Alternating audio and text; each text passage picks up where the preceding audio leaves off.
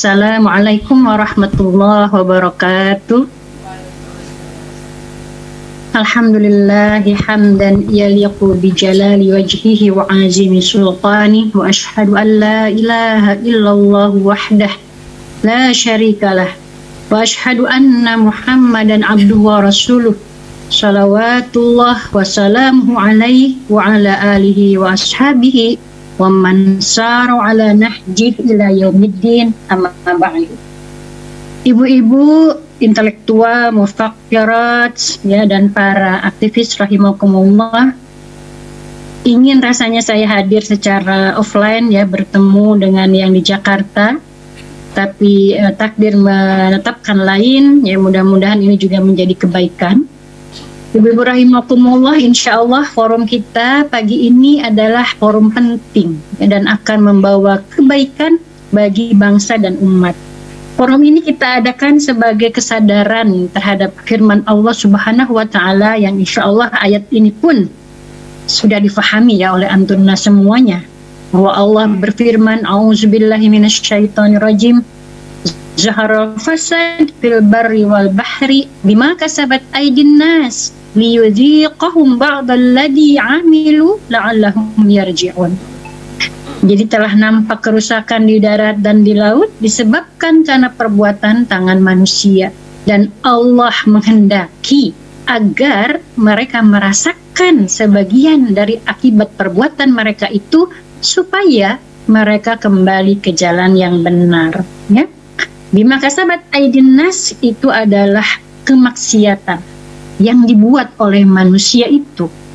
Dan kemaksiatan terbesar ketika kita sudah memahami, yaitu manakala umat Islam mencampakkan syariat Allah, yang padahal syariat Allah itu isinya adalah aturan hidup di berbagai bidang. Di situ ada perintah, ada larangan ya. Malah kemudian umat ini mengambil aturan lain, yaitu demokrasi. Inilah sesungguhnya kemaksiatan ya, ketakaburan yang paling besar ya di sisi Allah, yaitu manakala mengambil aturan hidup ya selain dari Allah Subhanahu wa Ta'ala. Nah, ibu-ibu rahimakumullah, kita pun tidak bisa memungkiri ya, masih banyak umat Islam yang mabur, silau, terpesona ya dengan sistem pemerintahan demokrasi ini, karena mereka tersibuk ya dengan aturan yang berasal dari manusia, dibuat oleh rakyat untuk rakyat ya, yang sesungguhnya padahal pada kenyataannya ya tidak pernah peduli dan adil terhadap rakyat. Dan bahkan ya hari ini ya menjelang tahun pemilihan masih tidak sedikit ya umat Islam yang meyakini dan memilih demokrasi sebagai jalan perubahan atas kondisi bangsa yang buruk ini. Sementara ya mereka tidak memahami bahwa sistem inilah sesungguhnya yang telah membuat buruknya kehidupan. Disinilah pentingnya ya forum pagi ini untuk memahami dan memahamkan kepada umat tentang beberapa poin krusial ya, mengapa demokrasi tidak bisa menjadi jalan perubahan. Nah, di antara umat ada yang masih berpikir bahwa kalau umat Islam ini menang, ya terpilih dengan suara mayoritas, nanti kita bisa berbuat apa saja, termasuk nanti bisa menegakkan syariat Islam. Ya, tapi pada faktanya kita sudah diperlihatkan sejarah, ya, bagaimana pemerintahan sekuler yang didukung oleh negara-negara Barat tidak akan pernah mentolerir keberhasilan satu partai Islam dalam pemilu yang akan merugikan kepentingan mereka.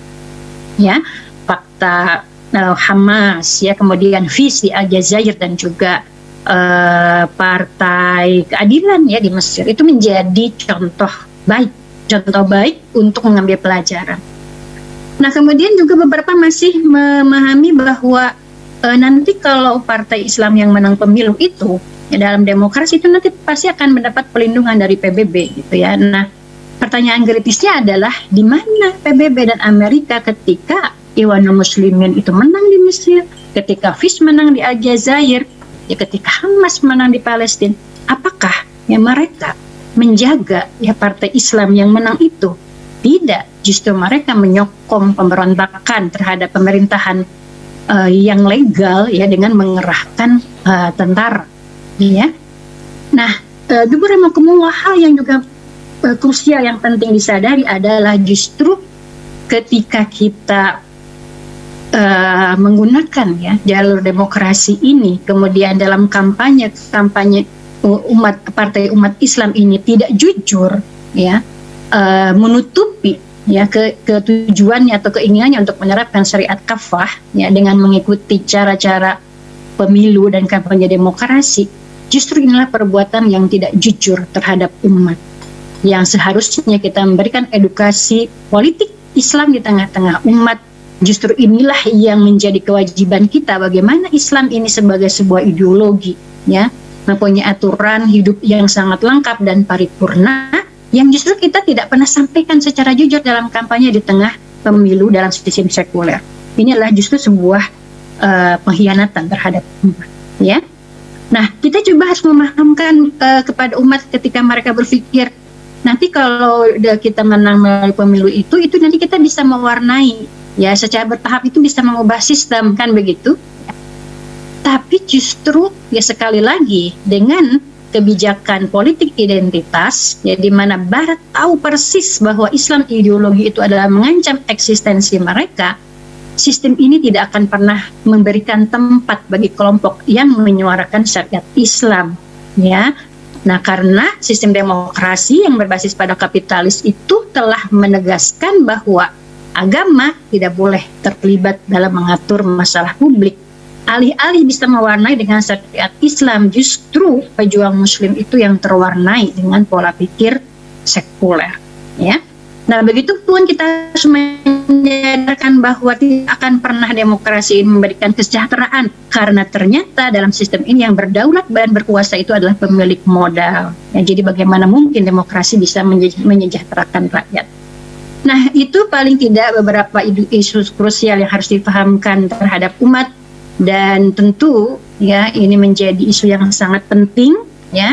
Dan kemudian juga kita ibu-ibu semuanya, para intelektual juga mempunyai kewajiban, intelektual muslimah mempunyai kewajiban untuk memahamkan umat tentang jalan perubahan yang benar dan yang sesuai contoh Rasulullah SAW, karena itu yang cocok dengan perintah Allah Subhanahu wa Ta'ala. Tidak pernah ada ya dalam sejarah umat manapun yang mengalami kondisi prima yang menjadi umat terbaik selama berabad-abad kecuali umat Islam, dan itu karena penerapan syariat Islam. Nah, jadi gambaran syariat Islam mengatur seluruh aspek kehidupan itulah ya dalam wadah daulah khilafah yang mesti digencarkan ya dalam berbagai forum diskusi umum ya secara intens ya, karena satu-satunya jalan yang niscaya menghantarkan Islam yang diterapkan itu adalah jalan perjuangan umat, dan itu dilakukan dengan dakwah ya lil Islam. Dan Rasulullah SAW begitu jelas ya telah mencontohkannya, dan kita wajib beritiba kepada Rasul Muhammad SAW ya. Dan di akhir sambutan ini saya menutup mengingatkan dengan sebuah ayat ya, yang insya Allah juga ibu-ibu rahimakumullah sudah memahaminya, dan ini menjadi penguat bagi kita bahwa kewajiban kita adalah mengikuti ya apa yang telah diperintahkan dan dicontohkan oleh Rasul dan Allah SWT. A'udzubillahi minasyaitonirrajim. Wa ma atakumur rasulu fakhuduhu wa ma nahakum anhu fantahu. Wattaqullah innallaha syadidul iqab. Ya. Nah, luar biasa ya, di akhir lafaz ayat tersebut Allah menegaskan dengan kita harus takwa kepada Allah, ya harus takut, harus berkomitmen ya pada hukum-hukum Allah. Kalau tidak, innallaha syadidul iqab, sungguh ya balasan Allah itu bagi orang-orang yang tidak mengikuti dan mengambil perintah Allah ya, syadidul iqab, ya siksaan yang seberat-beratnya.